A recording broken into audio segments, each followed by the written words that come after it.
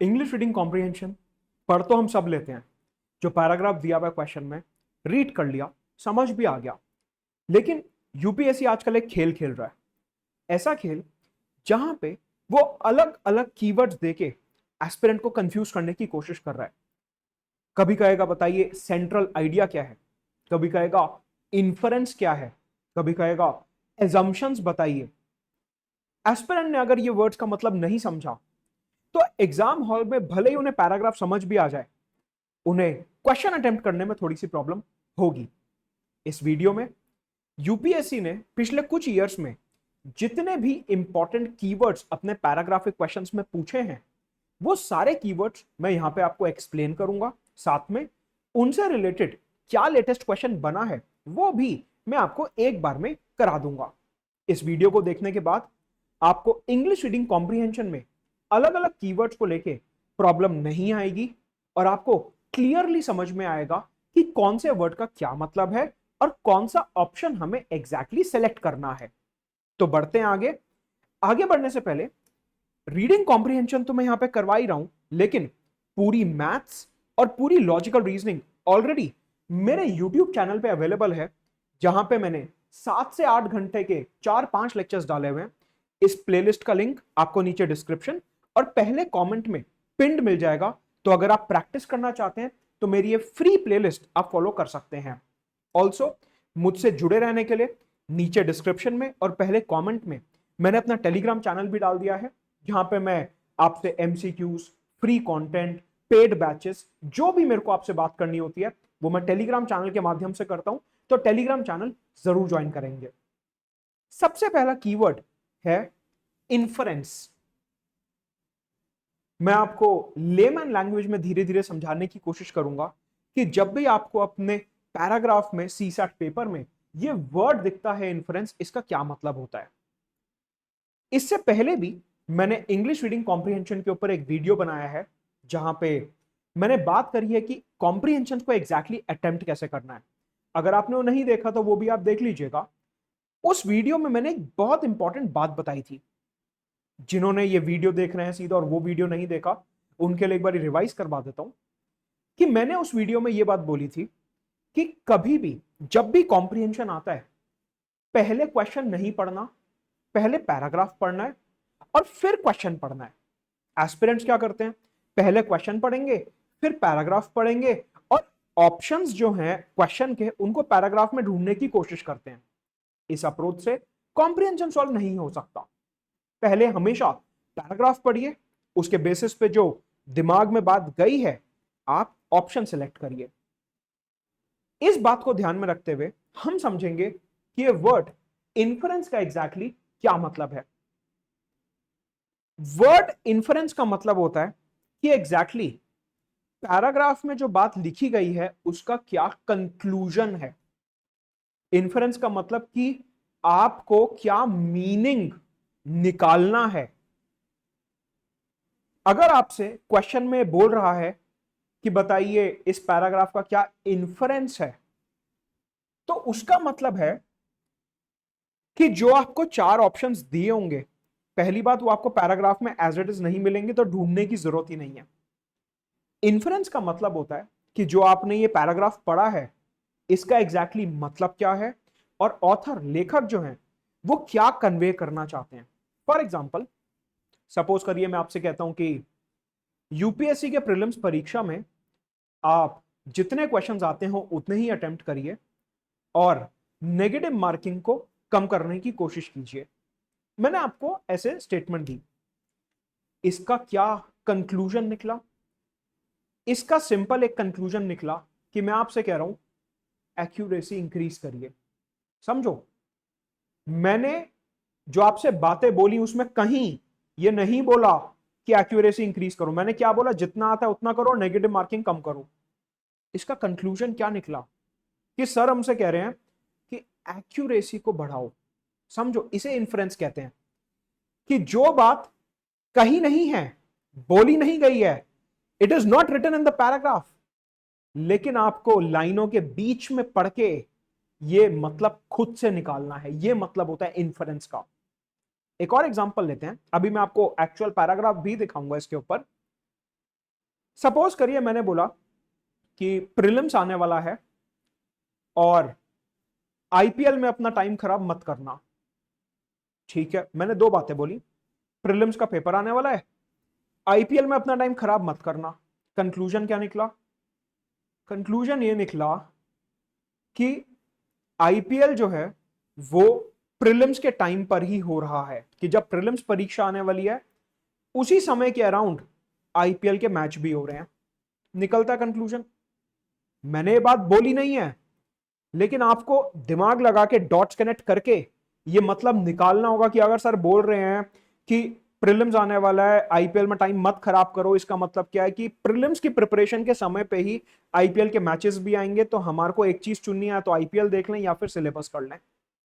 Conclusion कि ये बात लिखी हुई नहीं थी, ये बात मैंने बोली नहीं है, लेकिन आपके दिमाग ने इसे कनेक्ट करके मीनिंग निकाला कि प्रीलिम्स आने वाला, आईपीएल में टाइम मत खराब करना। तो कंक्लूजन क्या निकलता है कि प्रीलिम्स जो है आईपीएल के साथ ओवरलैप कर रहा है। Right.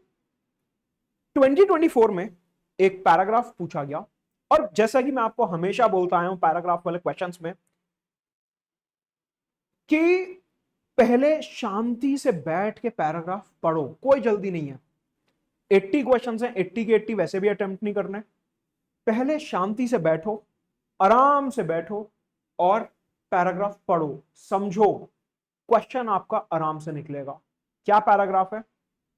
Today if we consider cities such as New York, London and Paris as some of the most iconic cities, वो कह रहा है लंदन, पेरिस, न्यूयॉर्क जो हैं दुनिया की कुछ बहुत आइकॉनिक सिटीज हैं, बहुत बड़े शहर हैं।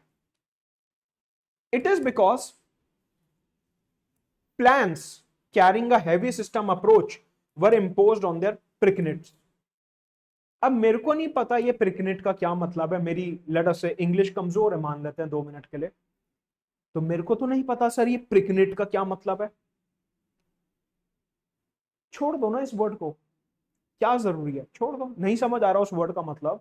आपको पैराग्राफ का क्रक्स समझना है, पैराग्राफ का मीनिंग समझना है। अगर आपको ये प्रिकिंट्स का मतलब नहीं समझ आ रहा, छोड़ दो ना इसे। वो सिंपल एक बात बोल रहा है कि लंदन, पेरिस, न्यूयॉर्क जो है इतनी एस्टैब्लिश्ड, इतनी एडवांस्ड सिटीज हैं क्योंकि यहां पे कुछ प्लान इंप्लीमेंट किया गया। अच्छा, कैसा plan? The backbone of the system theory is the process of translating social, spatial and cultural desirables into mathematical models using computing, statistics, optimization and an algorithmic way of formulating and solving problems। कुछ समझ नहीं आया, इतनी लंबी line बोल दी, क्या बोल रहा है, कुछ समझ नहीं आया। थोड़ी सी ये बात समझ में आई कि वो बात कर रहा है कि कुछ यहां पे प्लानिंग हुई है, न्यूयॉर्क, लंदन, पेरिस को डेवलप करने के लिए कुछ प्लानिंग हुई है, और जब वो प्लानिंग कर रहे थे तो उस टाइम पे social approach, cultural approach, mathematical models, algorithms, ये सब उन्होंने यूज करा। अच्छा, मतलब कि उन्होंने जो प्लानिंग करी है वो बहुत अच्छे से प्लानिंग करी है। Society, culture, space, geography, algorithms, mathematical models, इनको ध्यान में रखते हुए उन्होंने लंदन, पेरिस, न्यूयॉर्क की प्लानिंग करी है, ऐसा मेरे को हल्का हल्का आइडिया लगता है। अब देखो, ये वो पैराग्राफ नहीं है जहां पे आपको हर एक वर्ड का मतलब पता होना चाहिए, नो। ठीक है, आगे देखते हैं क्या बोल रहा है। The early universities of the west which began to train professionals in planning spawned some of the most ingenious planners who were experts in these domains। कह रहा है कि वहां के जो प्लानर्स थे ना, अर्बन प्लानर्स, उन्होंने वेस्ट की यूनिवर्सिटी से पढ़ाई करी और ये सब प्लानिंग उन्होंने सीखी, जहां पे बात हो रही है मैथमेटिकल मॉडल्स की, सोसाइटी की, कल्चर की, अर्बनाइजेशन की, इन सब की बात हो रही है। मतलब कि उनके एक्सपर्ट्स को ये जो ट्रेनिंग मिली है, ये वहां की जो हाई प्रोफाइल यूनिवर्सिटीज हैं वहां पे ट्रेनिंग मिली है। अच्छा, this was because these were very subjects were absorbed into the planning curriculum that had its roots in the social science, geography, architecture. Planning in India and its education differ from the west. कह रहा है कि वहां पे जब architects को planning पढ़ाई जाती है तो उसमें geography, architecture, planning, social science, culture, mathematical model, ये सब पढ़ाया जाता है। कह रहा है इंडिया में थोड़ी सी बात अलग है, वेस्ट से, पश्चिमी देशों से हमारे यहां जो बात हो रही है वो अलग है। हमने पैराग्राफ पढ़ लिया, कुछ कुछ आइडिया लगा, समझ में ये आया कि वेस्ट की जो सिटीज हैं, लंदन, पेरिस, न्यूयॉर्क, वो इतनी ज्यादा एडवांस्ड क्यों हैं? क्योंकि वहां के जो आर्किटेक्ट्स हैं उन्हें अलग अलग डोमेन्स में पढ़ाई करवाई जाती है उनकी यूनिवर्सिटी द्वारा। इंडिया में सिस्टम वेस्ट से अलग है, मतलब कि हमारे यहां जो आर्किटेक्ट्स हैं उनकी पढ़ाई थोड़ी अलग तरीके से हो रही है। ठीक है, इसके ऊपर बेस्ड 2024 में क्या क्वेश्चन पूछा गया समझते हैं। देखिए, पहले हमने पैराग्राफ पढ़ा, उसका मीनिंग समझा, अब हम आ रहे हैं क्वेश्चन पे। क्या कह रहे हैं? Which one of the following statement best reflects the most logical and rational inference? Inference तो सर ने क्लास में बताया था कि मतलब हमें बताना है कि क्या लॉजिकल कंक्लूजन है। इन्फ्रेंस का मतलब सर ने बताया था कि ये जो ऑप्शंस हैं ये पैराग्राफ में नहीं मिलेंगे। इन्फ्रेंस का मतलब सर ने बताया था कि लाइनों के बीच का मतलब समझ के इनमें से एक ऑप्शन चूज करना है। अच्छा, ये वो वाले क्वेश्चन की बात हो रही है। यस, कि हमें इन्फ्रेंस बताना है जो हम इस पैराग्राफ से निकाल सकते हैं। ठीक है, समझते हैं। Option number A, curriculum for urban planning courses should have diverse and interdisciplinary approach. कह रहा है कि जो अर्बन प्लानिंग के कोर्सेज है ना, उसमें डाइवर्स और इंटरडिसिप्लिनरी अप्रोच होनी चाहिए, कि उसमें statistics, mathematics, society, culture, geography, ये सब होना चाहिए। सुनने में तो सही लग रहा है, वो यही कुछ बात कर रहा था कि वेस्ट में जो कोर्सेज हैं वो अलग होते हैं, इंडिया में कोर्सेज अलग होते हैं। वेस्ट की जो बेस्ट यूनिवर्सिटीज हैं उन्होंने अपने आर्किटेक्ट को urban planning, architecture, maths, social science, culture, geography में ट्रेन करा है। तो शायद शायद बात तो कुछ ऐसी ही कर रहा है। ठीक है, in India city administration is under bureaucracy. अब आप देखो, ये ब्यूरोक्रेसी की तो कहीं पे बात ही नहीं हुई है पूरे पैराग्राफ में। कहीं पे भी IAS, IPS officer, civil servants की बात नहीं हुई कि वो एफिशिएंट हैं, इनएफिशिएंट हैं, कि वेस्ट के जो सिविल सर्वेंट्स हैं वो ज्यादा एफिशिएंट हैं, इंडिया के जो सिविल सर्वेंट्स हैं वो ज्यादा एफिशिएंट हैं। ऐसी तो कोई बात पैराग्राफ में हमें पढ़ने को मिलती ही नहीं है। तो क्लियरली ऑप्शन नंबर बी तो हम सिलेक्ट कर ही नहीं सकते, क्योंकि ऐसी कोई बात हमें पैराग्राफ से नहीं समझ आती। ठीक है, in India management of urban areas is local affair with a chronic problem of insufficient funds. पूरे पैराग्राफ में कहीं पे भी हमें यह नहीं समझ आया कि वो ऐसा बोल रहा है कि वेस्ट में पैसा ज्यादा है और इंडिया में पैसा कम है। हमें ये तो कहीं से समझ नहीं आया। ये बात पूरे पैराग्राफ में हमें कहीं नहीं दिखी कि वेस्ट में पैसा ज्यादा है और इंडिया में पैसा कम है, कि इंडिया में पैसों की दिक्कत है इसलिए हमारी सिटीज ग्रो नहीं हो रही। ऐसा कहीं नहीं दिया हुआ पैराग्राफ में। बात हो रही है सिर्फ करिकुलम की और मल्टी डिसिप्लिनरी अप्रोच की। With high density of population and widespread poverty in our urban areas. Again, poverty की तो वो कोई बात ही नहीं कर रहा है। पैराग्राफ में सिर्फ ये बात हो रही है कि वहां की एजुकेशन और हमारी एजुकेशन अलग है, बस ये बात कर रहा है। आपका आंसर हो गया ऑप्शन नंबर ए, कि हमारे यहां इन्फ्रेंस ये निकाला जा रहा है कि करिकुलम अलग है, उनके यहां ज्यादा मल्टी डिसिप्लिनरी है और हमारे यहां पढ़ाई थोड़ी अलग तरीके से हो रही है। सिर्फ इतनी बात की जा रही है। तो आप देखिए, अगर आपने पैराग्राफ का मतलब समझ लिया तो ये पैराग्राफिक क्वेश्चन आपके लिए हार्डली 1 मिनट का सवाल है, अगर आपने पैराग्राफ ठीक से समझ लिया। तो इन्फरेंस का मतलब है डॉट्स कनेक्ट करना, कंक्लूजन निकालना।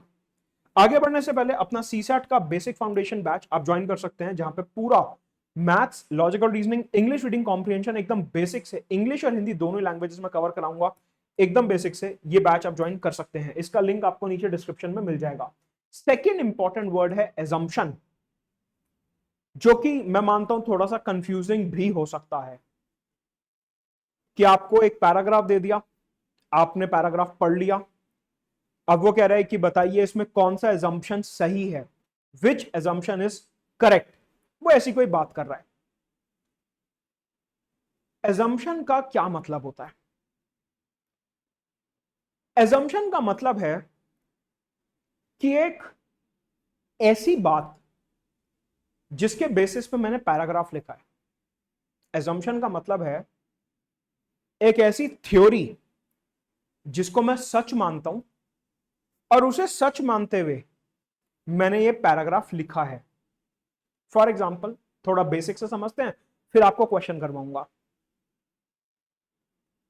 मैंने कहा आपको कि इस लेक्चर में मैं आपको कॉम्प्रिहेंशन के कुछ इंपॉर्टेंट कीवर्ड्स कराऊंगा, और मैंने सीसैट के दूसरे वीडियोस भी बना रखे हैं, तो आप देख लेना। बोला मैंने? बिल्कुल बोला सर। एजम्पशन क्या लगाई मैंने एजम्पशन ये लगाई कि ये जो वीडियो है ये यूपीएससी एस्पिरेंट्स देखेंगे सिर्फ, तभी मैं बार बार यूपीएससी यूपीएससी यूपीएससी कर रहा हूं। एजम्पशन का क्या मतलब है? इट सिंपली मीन्स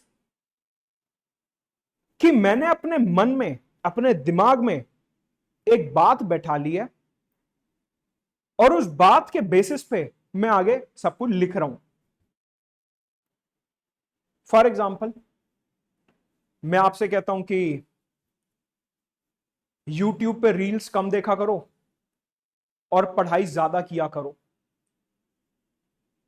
इससे क्या एजम्पशन लगाई जा सकती है?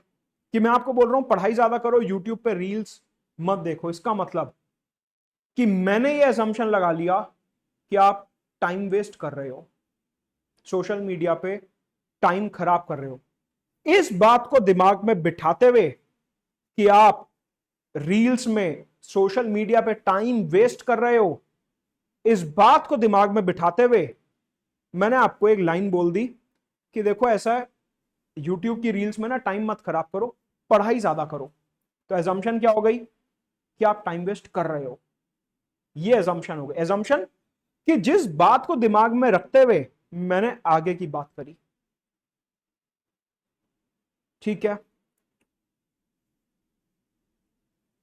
एक और एग्जांपल लेते हैं। मान लीजिए आज आपका बर्थडे है, आज आपका जन्मदिन है। आपने बोला कि अपने घर पे कि मेरा बर्थडे आज, मेरा खाना मत बनाना। किस एजम्पशन के साथ बोला? एजम्पशन ये है कि आज आप सेलिब्रेशन करना चाहते हो और आप कहीं बाहर जाओगे खाना खाने। एजम्पशन कि मैंने अपने मन में ये एजम्पशन बना ली कि मेरे को बाहर खाना खाने जाना है, मैंने घर पे बोल दिया आज मेरा खाना मत बनाना। इसका यह मतलब भी हो सकता था कि शायद आप घर वालों से गुस्सा हो इसलिए खाना नहीं खाओगे, लेकिन एजम्पशन क्या है कि आपका बर्थडे और आज आपका खाना नहीं बनेगा, मीनिंग कि आप बाहर खाना खाने जाओगे, बाहर सेलिब्रेट करने जाओगे। एजम्पशन ये बना क्योंकि बर्थडे की भी बात हो रही है और बात ये हो रही है कि घर पे खाना नहीं बनेगा। एजम्पशन। एजम्पशन का सिंपल मतलब है कि ऑथर ने जो पैराग्राफ लिखा है वो क्या बात को दिमाग में रखते हुए लिखा है। कि जब ऑथर ये पैराग्राफ लिख रहे थे, ये पैराग्राफ जब ऑथर लिख रहे थे तो उनके दिमाग में क्या बातें थी, उनके दिमाग में क्या चल रहा था, क्या एजम्पशन थी उनके माइंड में। इसकी एक ट्रिक बताता हूं आपको मैं, कि जब भी आपको एजम्पशन बेस्ड क्वेश्चन आता है, आपने पैराग्राफ पढ़ लिया, पैराग्राफ का आपने मीनिंग भी समझ लिया, पैराग्राफ का जो मतलब है आपने वो भी समझ लिया। अब क्योंकि आपने पैराग्राफ का मतलब समझ लिया, एजम्पशंस की एक ट्रिक है जो आपको शायद कहीं ना मिले, मैं आपको बताऊंगा। ध्यान से सुनना मेरी बात, बस सब कुछ छोड़ दो, अभी पूरा फोकस स्क्रीन के ऊपर करो। एजम्पशंस हमेशा ऐसे सही होते हैं जो पैराग्राफ में कही गई बात को और ज्यादा सपोर्ट करें। कभी भी ऐसे एजम्पशंस नहीं मानने, कभी भी ऐसे एजम्पशंस नहीं सही होंगे जो पैराग्राफ में कही गई बात के अगेंस्ट जाते हैं।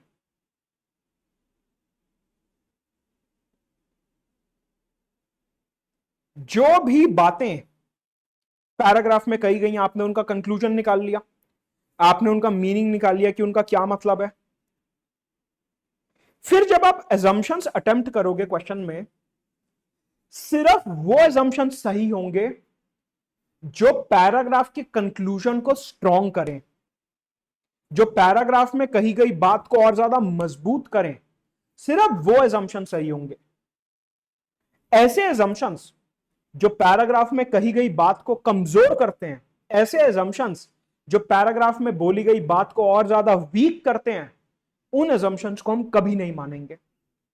तो एजम्पशंस क्या हो गई? एजम्पशन सिंपली वो बातें हो गई जो ऑथर के दिमाग में है, ऑथर उन बातों को मानते हैं, उन्होंने पैराग्राफ में वो लिखी नहीं है, लेकिन उन बातों को मानते हुए ही ऑथर ने वो पैराग्राफ लिखा है। तो आपको ये बात पकड़नी है कि ऑथर की विचारधारा क्या है, what is the ideology of the author. ठीक है, समझते हैं।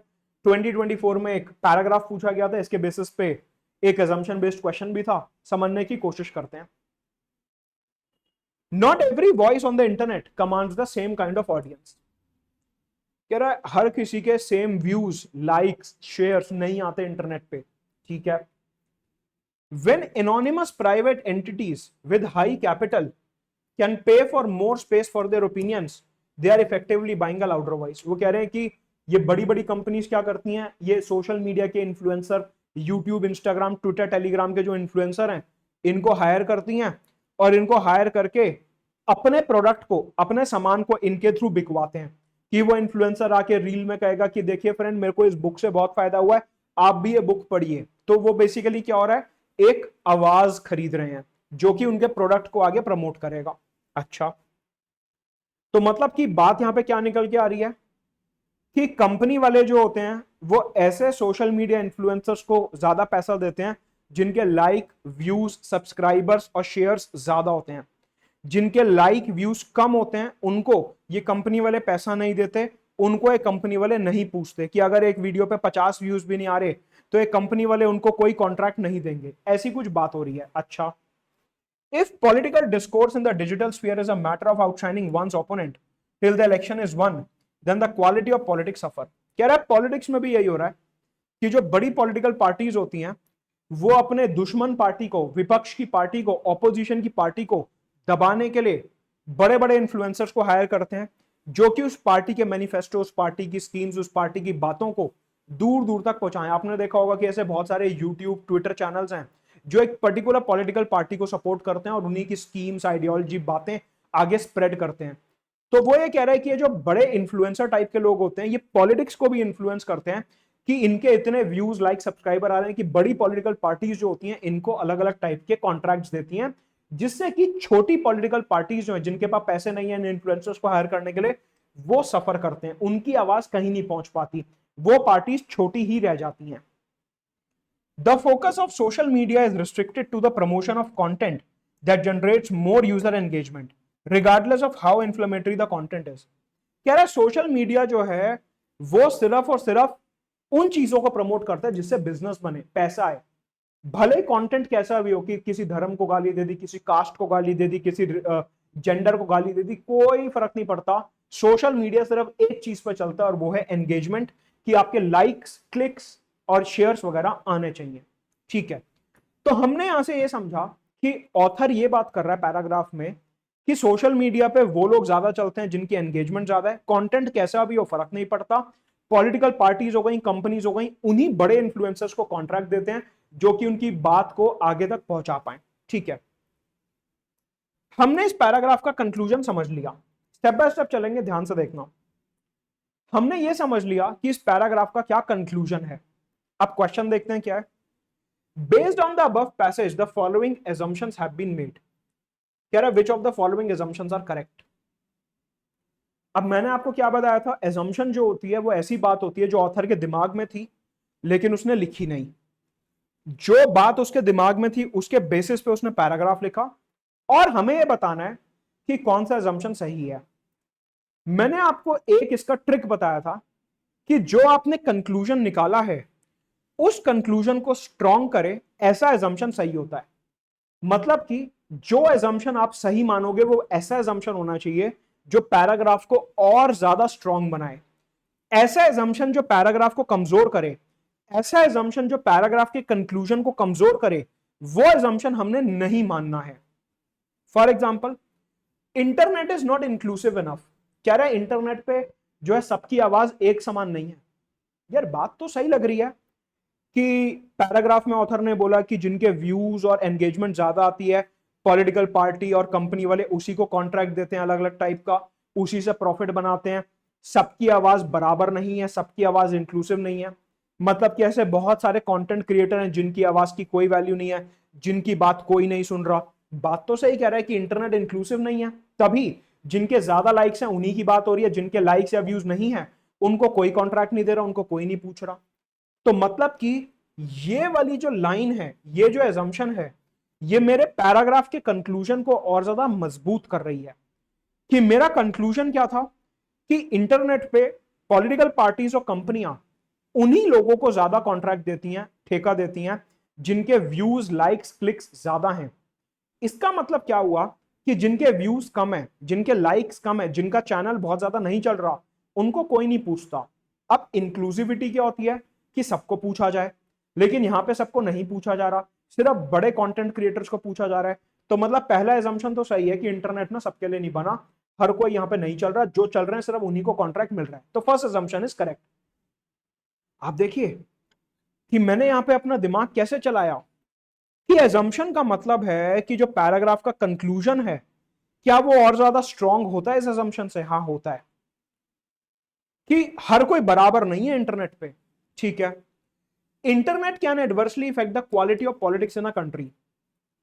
वो कह रहा है कि बड़ी पॉलिटिकल पार्टीज जो होती हैं, वो सारा का सारा स्पेस खरीद लेती हैं बड़े इन्फ्लुएंसर्स का। कब तक खरीदती रहती हैं? जब तक कि छोटी पॉलिटिकल पार्टी खत्म ना हो जाए। यही बात कह रहा है वो। अगर आप देखो, it is buying a louder voice in political sphere, it is a matter of outshining one's opponent till the election is won. कह रहा है जब तक चुनाव ना जीत जाए तब तक वो बड़े इन्फ्लुएंसर्स को पैसे दे दे के वोटर्स को कहते हैं कि हमारी आइडियोलॉजी बेस्ट है। और जो छोटी पॉलिटिकल पार्टी है जिसके पास पैसे नहीं है देने को, वो चुनाव हार जाती है क्योंकि उसकी आवाज लोगों तक पहुंच ही नहीं रही है। Internet can adversely effect the quality of politics. अब पॉलिटिक्स का मतलब क्या होता है कि कोई भी चुनाव लड़ सकता है, लेकिन बड़ी पॉलिटिकल पार्टी के पास क्योंकि बहुत सारा पैसा है, तो वो क्या कर रही हैं कि बड़े बड़े इन्फ्लुएंसर जिनके मिलियंस और मिलियंस व्यूज हैं, उनके चैनल पे अपना एडवर्टीजमेंट करे जा रही हैं। छोटी पॉलिटिकल पार्टी के पास पैसा नहीं है, चाहे छोटी पॉलिटिकल पार्टी अच्छी स्कीम्स ला रही हो, लेकिन लोगों तक वो बात ही नहीं पहुंच रही क्योंकि छोटी पॉलिटिकल पार्टी के पास पैसे नहीं है, वो सोशल मीडिया इन्फ्लुएंसर्स को पैसे नहीं दे पा रही। तो यार बात तो सही लग रही है कि छोटी पॉलिटिकल पार्टी क्योंकि लोगों तक आवाज नहीं पहुंचा पा रही, तो कहीं ना कहीं पॉलिटिक्स तो इंपैक्ट हो रही है कि सिर्फ बड़ी पॉलिटिकल पार्टी ही अपना पैसा खर्च करके हमें सब जगह दिख रही है। तो बात तो सही है कि क्वालिटी ऑफ पॉलिटिक्स इंपैक्ट हो रही है।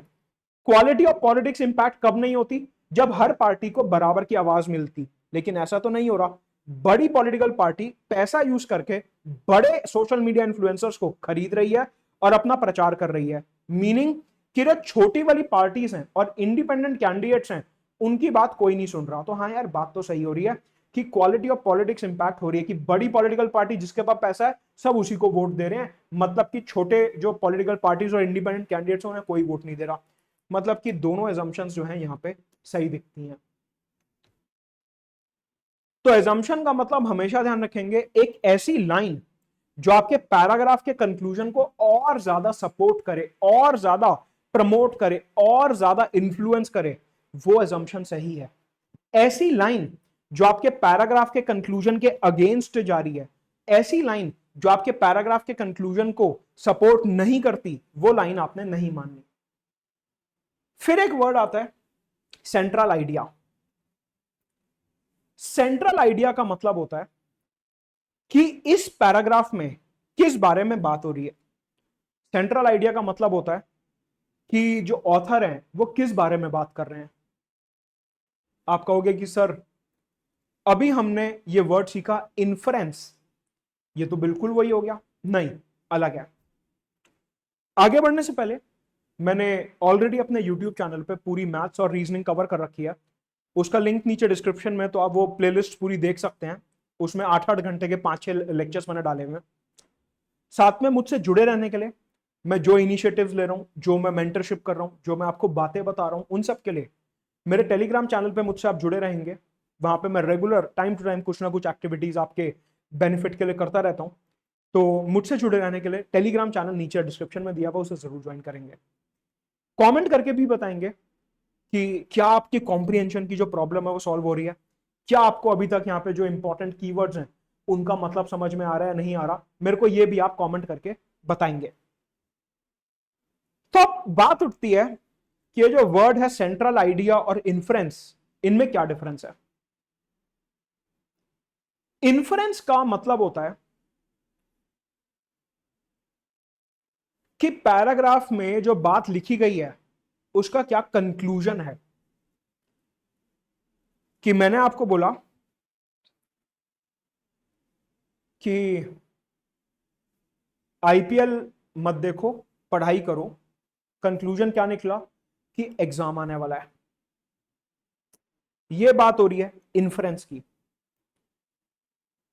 कि कंक्लूजन क्या निकलता है, मतलब क्या निकलता है बात का कि एग्जाम आने वाला है, आईपीएल मत देखो, पढ़ाई करो। इन्फ्रेंस क्या है कि एग्जाम आने वाला है। कंक्लूजन क्या है, एग्जाम आने वाला है, सिलेबस पूरा करना है। और इसका सेंट्रल थीम क्या है, इसका सेंट्रल थीम है टाइम मैनेजमेंट। कि मैं यहां पे टाइम मैनेजमेंट की बात कर रहा हूं, यह डिफरेंस है। सेंट्रल थीम बेसिकली यह है कि पैराग्राफ किस टॉपिक पर लिखा गया है, और इन्फ्रेंस का मतलब है कि वहां से उस बात का मतलब क्या निकल रहा है। कि अगर मैं आपसे कह रहा हूं कि बाहर कचरा मत फेंकिए, हमें अपना देश साफ रखना है, बाहर सड़क पे कचरा मत फेंकिए, हमें अपना देश साफ रखना है। कंक्लूजन क्या है, कंक्लूजन यह है कि बहुत से लोग सड़क पे कचरा फेंक रहे हैं और देश गंदा हो रहा है अभी भी। सेंट्रल आइडिया क्या है, सैनिटेशन एंड वेस्ट मैनेजमेंट। कि मैं बात कर रहा हूं वेस्ट मैनेजमेंट के ऊपर। आइडिया क्या है, पैराग्राफ का टॉपिक क्या है, वेस्ट मैनेजमेंट। इन्फ्रेंस क्या है कि यार अभी भी ना लोग कूड़ा फेंक रहे हैं, इसका मतलब कि हमें कूड़ा नहीं फेंकना है क्योंकि हमें देश साफ रखना है। इन्फ्रेंस का मतलब होता है कि एक पैराग्राफ पढ़ के बात का क्या मतलब निकलता है, meaning. Central idea, central theme का मतलब होता है कि किस बारे में बात कर रहा है, बस वो बताओ। तो सेंट्रल आइडिया बहुत इजी होता है कि बस हमें यह बताना है कि किस बारे में बात कर रहा है। इन्फ्रेंस का मतलब होता है कि बात का मीनिंग क्या निकल रहा है। एक बार पैराग्राफ देखते हैं इसके ऊपर। 2024 में यूपीएससी ने पैराग्राफ पूछा, by the time children reach class 8, the bulk of them tend to be in the age of 13 to 15 years। 13 से 15 साल की उम्र में होते हैं बच्चों की, कुछ एडोलेसेंट्स की बात हो रही है। But in our country about a quarter of children in class 8 struggle with reading simple text and more than half are still unable to do basic maths like division। Learning outcomes की बात कर रहा है, कह रहा है कि बच्चे जो हैं 8th क्लास तक पहुंच जाते हैं लेकिन जो है बेसिक डिवीजन तक नहीं कर पाते, बेसिक बातें तक नहीं पढ़ पाते। अच्छा, तो यहां पे बात क्या हो रही है, लर्निंग आउटकम्स की और बच्चों की एजुकेशन की बात हो रही है कुछ। ठीक है, अभी आगे पढ़ते हैं तो और समझ आएगा। Every year about 25 million young boys and girls from elementary school move into the life that lies beyond them, beyond compulsory schooling। कह रहा है 8th क्लास में कंपलसरी स्कूलिंग खत्म हो गई, उसके बाद आगे जिंदगी और बढ़ती है। They can not enter the workforce at least in organise sector till they are 18। कह रहा है कंपनी वगैरह में काम नहीं कर सकते जब तक 18 के ना हो जाए, कोई कंपनी रखेगी नहीं क्योंकि डिग्री वगैरह नहीं है, प्रॉपर 12th नहीं करी हुई है। सब अनऑर्गेनाइज सेक्टर में काम कर सकते हैं कि खुद का पकौड़े का स्टॉल लगा लिया है, सब कुछ ऐसी बात। ठीक है, for many families these children are first from their families to get this for in school. कह रहा है कि ये जो बच्चे हैं ना, जो 8th तक पहुंचे हैं, ये फर्स्ट जनरेशन लर्नर्स हैं बहुत केसेस में, कि अपने परिवार में पहले ये लोग हैं जो इतनी दूर तक स्कूल में पहुंचे भी हैं, वरना उससे पहले तो कोई स्कूल भी नहीं गया। Parents and children expect that such graduates from school will go on to high school and college. कह रहा है कि जब ये 8th क्लास क्रॉस कर लेते हैं तो माँ बाप को लगता है कि अब तो ये बहुत आगे जाएगा लाइफ में, स्कूल पूरा करेगा, कॉलेज जाएगा, बढ़िया नौकरी लगेगी, पैसा कमाएगा। Hardly anyone wants to go back to agriculture. कह रहा है एग्रीकल्चर कोई नहीं जाना चाहता इनमें से वापस, खेतीबाड़ी कोई नहीं करना चाहता इनमें से। बात सिर्फ इतनी सी है कि ये जो हैं स्कूल पूरा करते हैं 8th क्लास तक, उसके बाद लाइफ आगे आती है एंड माँ बाप को लगता है कि बस अब तो इसकी लाइफ एकदम सेट है, ये स्कूल पूरा करके कॉलेज करेगा और फिर अच्छी जॉब करेगा। बच्चों को भी यही लगता है। On the other hand abilities in terms of academic competencies are far lower than they should be even based on curricular expectation of class 8। अच्छा, कह रहा है कि बच्चों को लगता है कि हम अपने परिवार में पहले पढ़ने वाले बन गए, 8th क्लास तक पहुंच गए, तो अब तो लाइफ सेट है। माता पिता को भी यही लग रहा है कि अब तो 8th क्लास तक तो पहुंच गया, हमारे पूरे परिवार में कोई वहां तक नहीं गया, अब तो इसकी लाइफ सेट है। बट रियलिटी यह है कि उनको बेसिक डिवीजन भी नहीं आ रही और वो बेसिक बातें भी नहीं समझ पा रहे। तो ऐसे में भले ही वो 8th क्लास तक चले भी गए, तो फिर भी लर्निंग आउटकम्स इतने पुअर हैं कि उनकी नौकरी आसानी से नहीं लगने वाली। उनकी उम्मीद है, क्या लिखा हुआ है यहां पे, कि उनकी एक्सपेक्टेशन है, मां बाप की एक्सपेक्टेशन है, बच्चों की एक्सपेक्टेशन है कि अब तो लाइफ सेट है, कि अभी स्कूल कर लिया, फिर हाई स्कूल करेंगे, कॉलेज करेंगे, एकदम लाइफ सेट है। लेकिन एक्चुअल में तो उन्हें बेसिक डिवीजन भी नहीं आती। इन्फ्रेंस क्या निकला, कंक्लूजन, कि लर्निंग आउटकम्स बहुत ज्यादा पुअर हैं, कि जो बच्चे हैं वो स्कूल तो जा रहे हैं लेकिन पढ़ाई ढंग से नहीं कर रहे हैं। ठीक है, which of the following best reflects the central idea of the passage. 2024 का क्वेश्चन है कि इस पैसेज का सेंट्रल आइडिया क्या है, मतलब कि किस बारे में बात हो रही है। मतलब नहीं बताना, मीनिंग नहीं बताना कि लर्निंग आउटकम्स पुअर हैं, बच्चा स्कूल पे ध्यान नहीं दे रहा, इंफ्रास्ट्रक्चर कमजोर है स्कूल का, ये बातें नहीं हो रही। यहां पे मेजर बात क्या है वो बात करनी है कि एग्जैक्टली ऑथर किस बारे में बात करना चाह रहा है। समझते हैं। Total eradication of poverty in the country will resolve the issue. Poverty की तो कहीं बात नहीं हुई, बात सिर्फ ये हो रही है कि बच्चा स्कूल नहीं जा बच्चा स्कूल जा रहा है लेकिन फिर भी कुछ सीख नहीं रहा। पॉवर्टी की तो कहीं भी, गरीबी की तो कहीं भी इस पूरे पैराग्राफ में बात ही नहीं हुई। Monetary incentives to parents and teachers are a strategy to improve academic performance of children. ऐसी कोई बात नहीं हुई कि बच्चों की परफॉर्मेंस कैसे इंप्रूव की जा सकती है, इस बारे में बात नहीं हो रही। बात ये हो रही है कि बच्चों की और मां बाप की कुछ एक्सपेक्टेशन है कि अब हम लाइफ सेट हो गई है, लेकिन रियलिटी कुछ और है, इस बारे में बात हो रही है। यह बात नहीं हो रही कि लर्निंग आउटकम्स कैसे सुधारे आ सकते हैं। This paragraph is not about improving the learning outcomes of children. Public policy should ensure that the competencies and achievements of young people are aligned with their expectations. कह रहे कि वो जितने स्किल्ड हैं और उनकी एक्सपेक्टेशंस वो मैनेज्ड होनी चाहिए, कि अगर वो पढ़ाई में अच्छे हैं तो उन्हें पता होना चाहिए वो आगे जाएंगे, अगर उन्हें बेसिक डिवीजन भी नहीं हो रही तो उन्हें पता होना चाहिए कि वो बहुत आगे नहीं जाएंगे। मतलब कि उनकी जो उम्मीदें हैं और उनकी जो कॉम्पिटेंस है, उनकी जो समझदारी है, वो बैलेंस्ड होनी चाहिए। बात तो सही है कि जस्ट बिकॉज 8th क्लास तक पहुंच गए तो आप ये एजम्पशन नहीं लगा सकते कि अब तो लाइफ सेट है। मतलब कि कहीं ना कहीं आपको एक पता होना चाहिए कि अगर आपसे बेसिक मैथ्स डिवीजन भी नहीं हो रही है तो आप बहुत आगे नहीं जाओगे लाइफ में। मतलब कि उन्हें रियलिटी का एहसास होना चाहिए। तो शायद ये सेंट्रल आइडिया हो सकता है। India is not going to take advantage of demographic dividend unless some schools pass out go back to agriculture. ये तो बात ही नहीं हो रही कि खेती बाड़ी में आपको वापस जाना होगा। Answer is option number C, कि सेंट्रल आइडिया क्या है। सेंट्रल आइडिया ये है कि यहां पे एक्सपेक्टेशंस की बात हो रही है कि बच्चों से बेसिक पढ़ाई नहीं हो रही और उनका सपना है कि मेरे को तो अभी लाइफ में बहुत आगे जाना है, तो या तो अपनी परफॉर्मेंस इंप्रूव करनी पड़ेगी, उस हिसाब से एक्सपेक्टेशंस मैनेज होंगी। Answer is option number C. तो ये कुछ इंपॉर्टेंट कीवर्ड थे जो यूपीएससी ने पिछले 2-3 साल में पूछे लगातार, और इन्हीं के ऊपर सारे पैराग्राफ्स आपको दिखेंगे। कमेंट करके बताएंगे कि कुछ समझ आया या नहीं आया। And basic foundation batch CSAT का अवेलेबल है, ज्वाइन कर सकते हैं।